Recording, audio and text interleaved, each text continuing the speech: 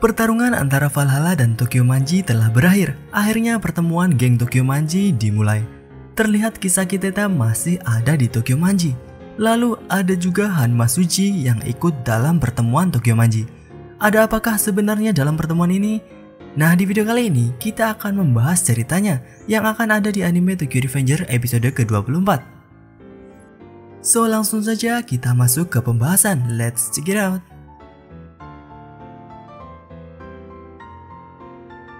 Awal cerita akan diambil dengan datangnya Hanma Suji dan Chifuyu yang berada di belakang Maiki.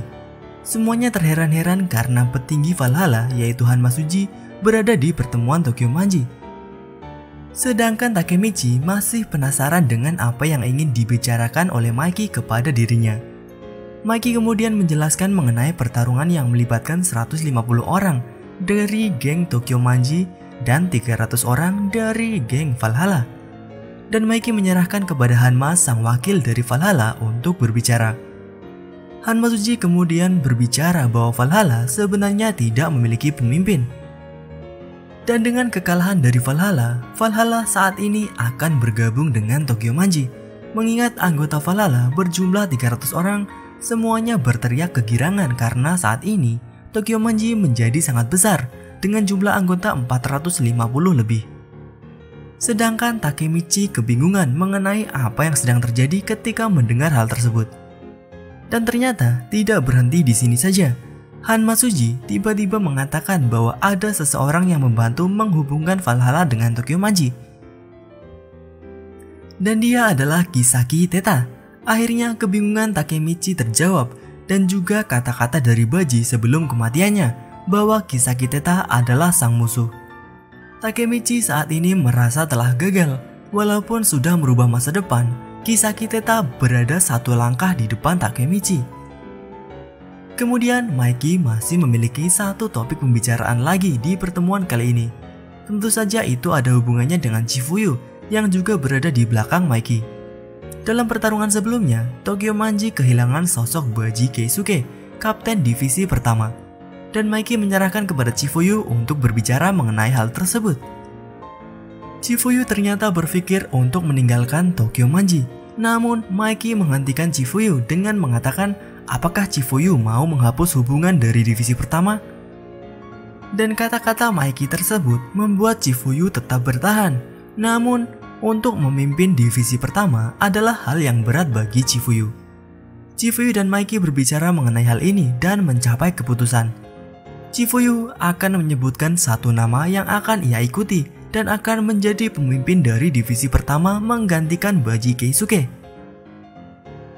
Dan orang yang pantas menggantikan Baji Keisuke untuk menjadi pemimpin divisi pertama adalah Hanagaki Takemichi. Para anggota Tokyo Manji dan Takemichi sendiri tentu saja sangat kaget mendengar hal ini. Chifuyu percaya bahwa ini adalah yang Baji inginkan. Maiki meminta Takemichi untuk merespon sebagai kesepakatan menjadi kapten divisi pertama. Mendengar hal ini, Takemichi mulai mengenang kejadian dari awal.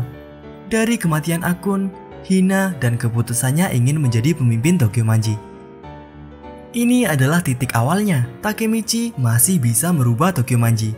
Dan sambil menangis, Takemichi menerima menjadi kapten divisi pertama. Setelah pertemuan Tokyo Manji selesai, Takemichi berniat pergi ke rumah Naoto untuk bersalaman dengan Naoto. Takemichi ingin menyelamatkan Tokyo Manji, juga menyelamatkan Maiki dari kegelapan. Takemichi berterima kasih kepada Baji, sehingga Maiki tidak membunuh Kasutara. Namun saat ini, Kisaki dan Hanma berada di Tokyo Manji. Cepat atau lambat mereka akan mengambil alih Tokyo Manji. Namun, pasti ada suatu hal yang bisa dilakukan oleh Takemichi untuk mengubah masa depan menjadi lebih baik. Dan akhirnya Takemichi kembali ke masa depan.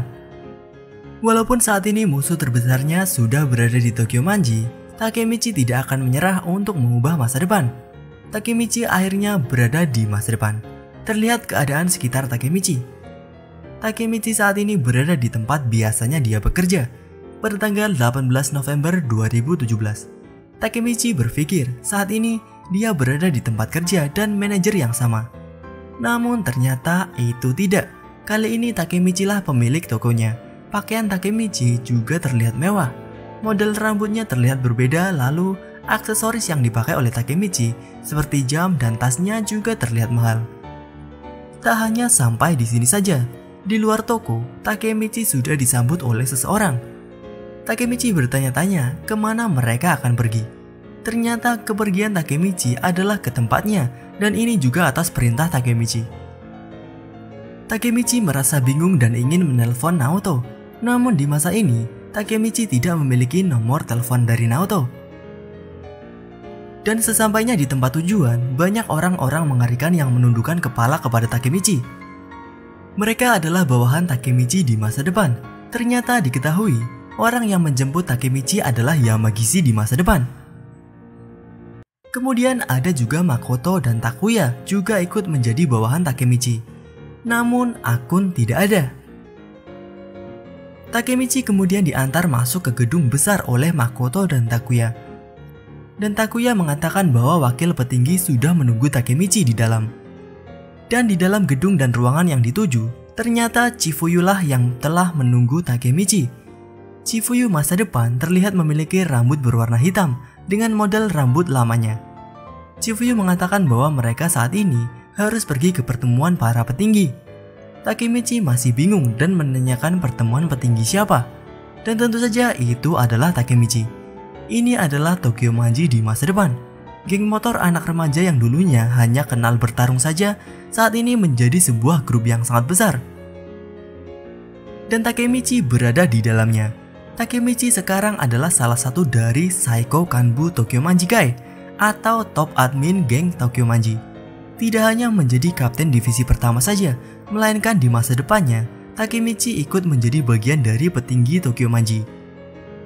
Namun ini bukanlah akhir perjalanan dari Takemichi. Misi selanjutnya Takemichi untuk merubah masa depan masih terus berlanjut. Itulah bagaimana cerita yang akan masuk ke anime episode ke-24 dan terakhir. Sepertinya flashback mengenai Chifuyu dan Baji Keisuke tidak ditampilkan dalam animenya. Karena memang cerita Baji dan Chifuyu termasuk side story, dan pihak produksi anime lebih memilih inti cerita yang dimasukkan dalam anime seriesnya. Nah, tuliskan pendapat kalian mengenai pembahasan kali ini di kolom komentar. Itu saja pembahasan kali ini. Jika kalian ingin pembahasan mengenai Tokyo Revengers selanjutnya, tuliskan pembahasan seperti apa yang kalian inginkan di kolom komentar. Dan mungkin akan kita bahas di video selanjutnya. Klik like jika kalian menyukai pembahasan kali ini, dan klik dislike jika tidak menyukainya.